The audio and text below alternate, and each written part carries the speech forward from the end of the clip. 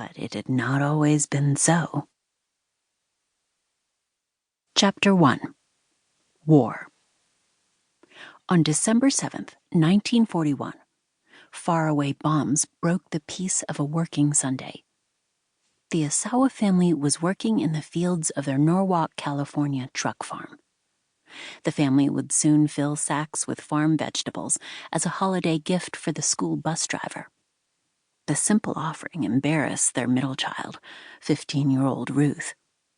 As she worked, she reflected on the coming Christmas break, which would not bring parties and presents, but the season for planting green onions, passing seedlings hand to hand, pushing them into the earth, and pressing the furrows closed in endless rows. Around noon, the rhythms of that life exploded in chaos. Shouts reached their ears in the field. Japan had attacked Pearl Harbor. The Asawas dropped everything and ran back to the farmhouse. Gathering around the radio, they listened to reports about the unfamiliar place now in flames, learning for the first time that it was a military base in Hawaii.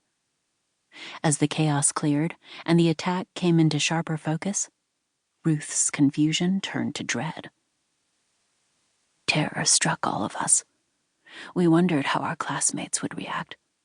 On Monday the 8th, our high school principal, Mr. Ralph Burnright, called an emergency assembly to make the announcement that the United States and Japan were at war, but assured the student body that Japanese students at Excelsior Union High School were not responsible for it. On the school bus, Ruth met hard stares. Withdrawing into a shell, she sought comfort from fellow Nisei, second-generation Japanese Americans who, like her, were born in the United States. A girl in their choir class was bereft because her boyfriend wanted to enlist.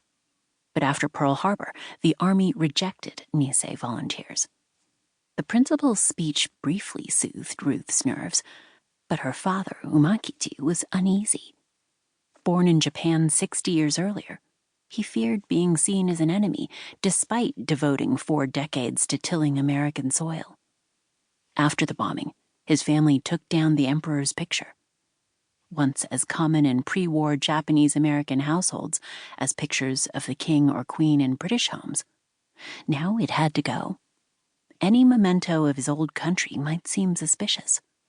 He resolved to purge his home of souvenirs like the kendo equipment Ruth and her older sister Lois used to practice Japanese fencing: a bamboo sword, body shield, gloves, and hakama, or culottes.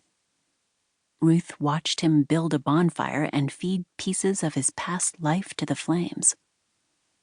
To rid the house of any Japanese artifacts, he dug a big hole to bury the kendo gear and burned the hakama, beautiful Japanese books on flower arrangement, tea ceremony, Japanese dolls, Japanese badminton paddles. I still see Lois weeping and pleading with him not to burn them. He was afraid of being implicated. Days after Pearl Harbor, Los Angeles began blackouts.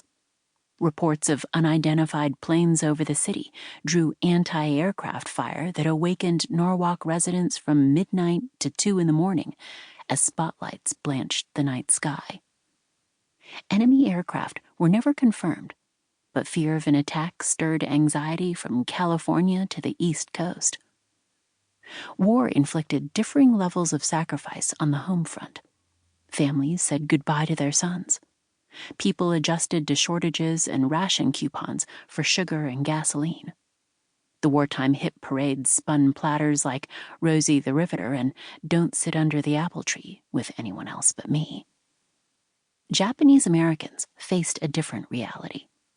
Slurs and menacing gangs that beat up anyone who, to their eyes, looked anything like the enemy. Some Asian Americans wore buttons to distinguish their origins. I am Chinese. Guides appeared on how to spot a Jap, promoting vicious racial stereotypes of yellow skin, buck teeth, squinty eyes, and shifty demeanor.